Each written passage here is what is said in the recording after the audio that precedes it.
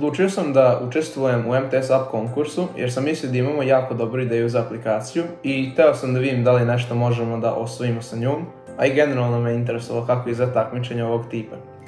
Ideju za aplikaciju smo dobili na času tokom razgovora sa nastavnikom kako i to informatika može da pomogne i olakša svakodnevni život.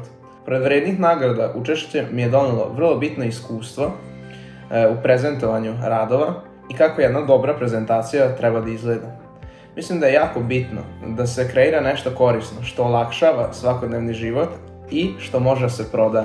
Najbolje je ako je ideja originalna, ali je sasvim u redu i ako je neka već postojeća ideja ili aplikacija poboljšana ili promenjena.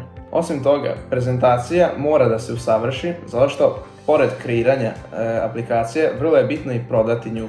Ja svima preporučujem učešće u ovom konkursu, ne samo zbog mogućih jako lepih nagrada, već i zbog stečenog iskustva, a i mnogo je zanimljivo vidjeti tuđe ideje i aplikacije.